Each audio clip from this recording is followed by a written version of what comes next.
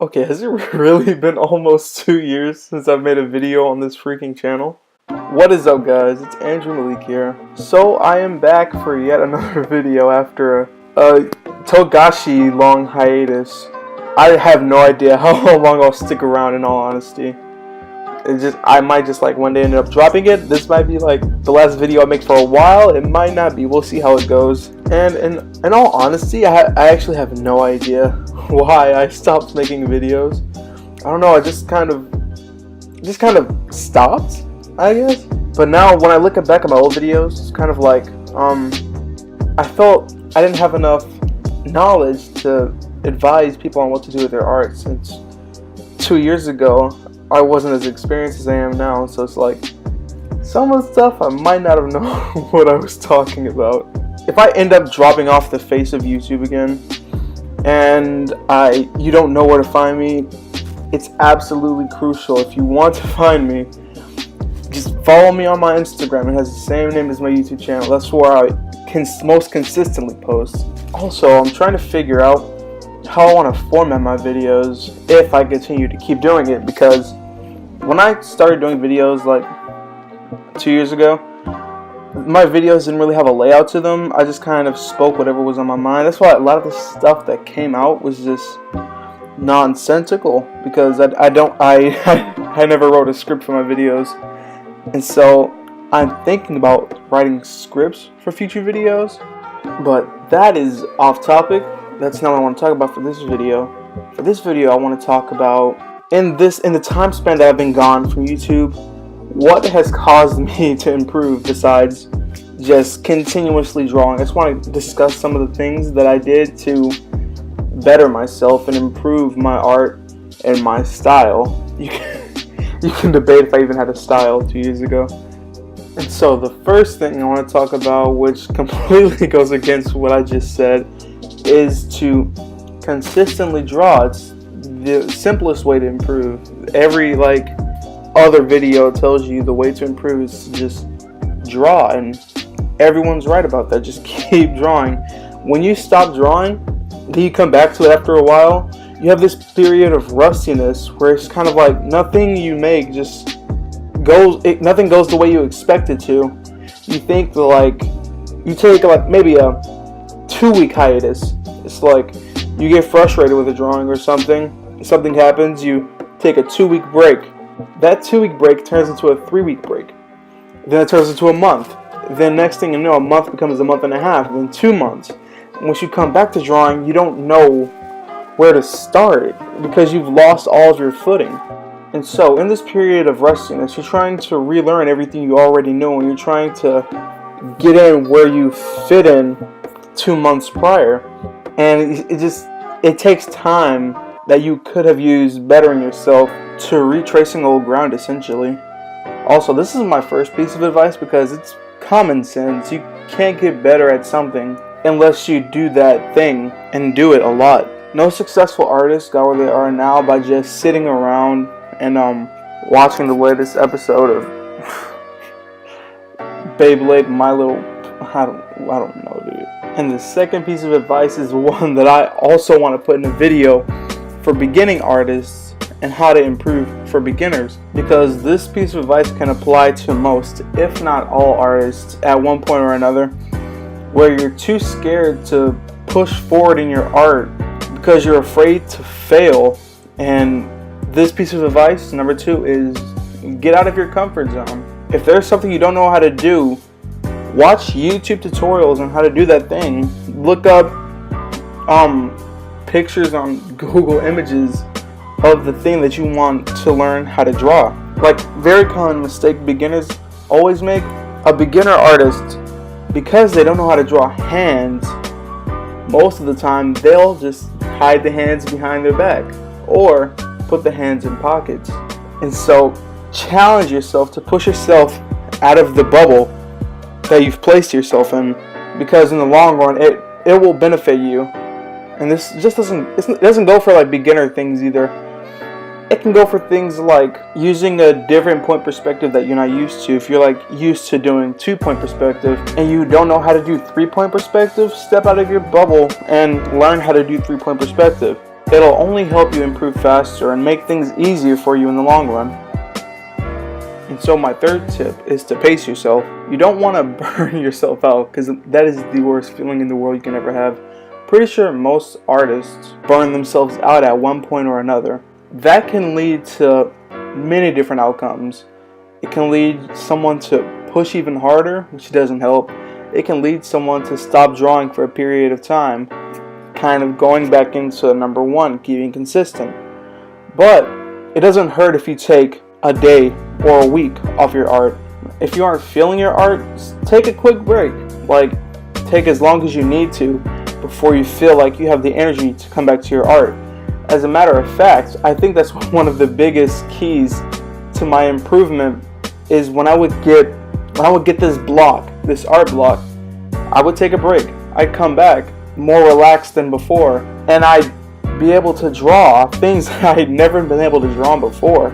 So that's one of the strongest things I think that helped me improve. And so my next tip is one I really want to talk about, is to take on ambitious tasks for yourself. If there's something that you want to accomplish, nothing is stopping you from pursuing it now. For example, I want to become a professional manga artist.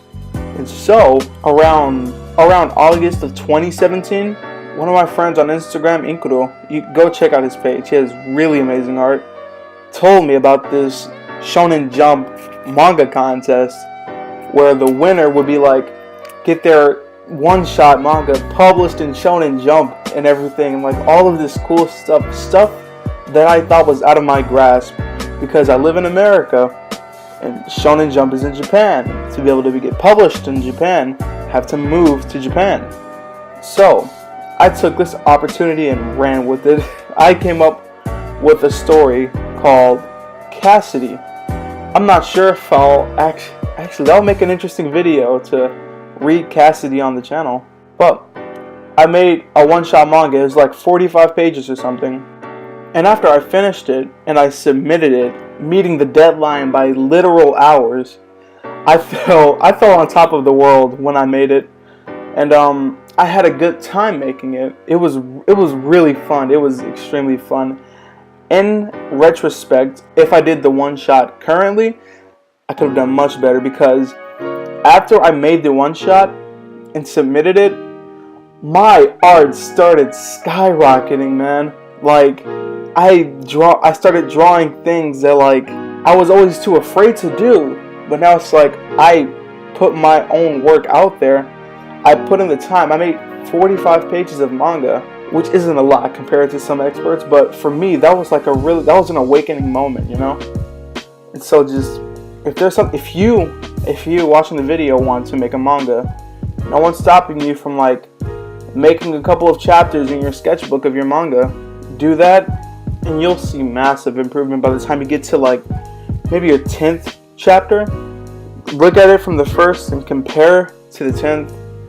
The improvement is going to be insane, I'm telling you. Look at YouTubers, actually. White Manga's series, Apple Black. Look at his first chapter. Compare it to Volume 2. The improvement is insane, I'm telling you. Just take on a task that requires some ambition, and you'll see your leap in skill from when you first started to after a while, it's going to be clear as day. And my next tip of advice can kind of be seen as going against what I just said, but try to keep your expectations for yourself realistic. This is something I've seen happen a lot with artists. When you set an expectation for yourself that is just not attainable in the time frame that you set for yourself, it makes them burn out. And when they burn out, they just stop drawing for a period of time, however long it takes for them to get back to drawing. And no, you don't want that to happen. It could be time you could have spent honing your skills, but you're reaching for this goal that for you at this point in time just isn't feasible.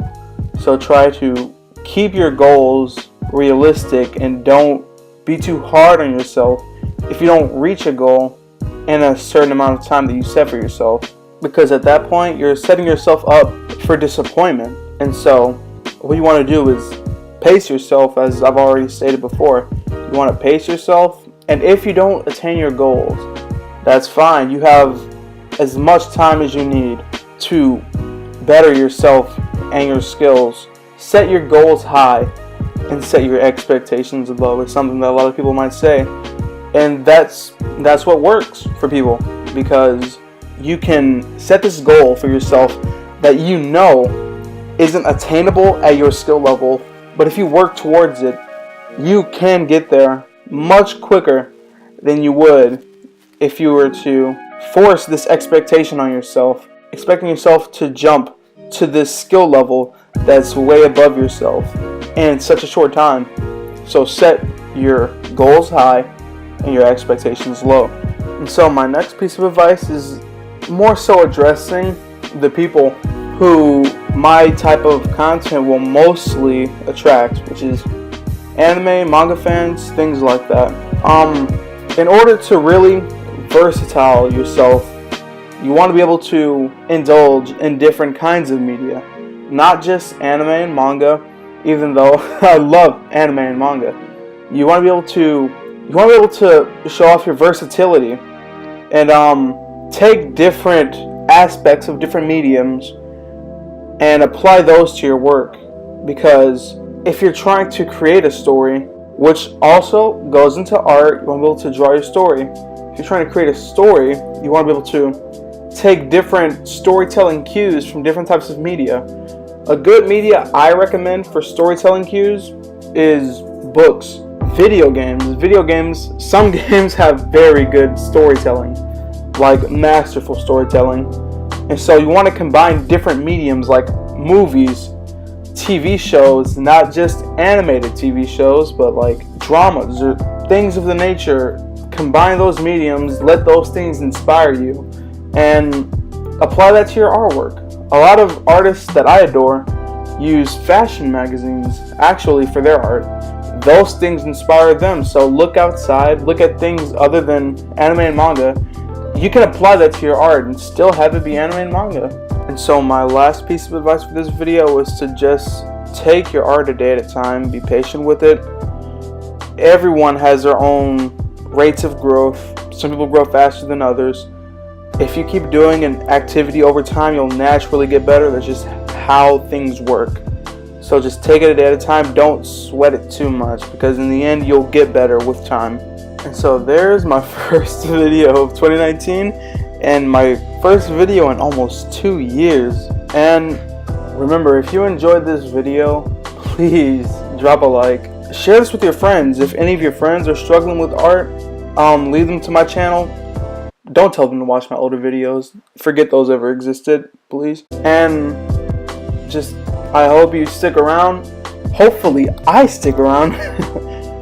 Hopefully I stick around, because I actually have no idea what I'm going to make a next video on, if I make a next video. So we'll just see in due time. Follow me on my social medias, Andrew Malik on Instagram.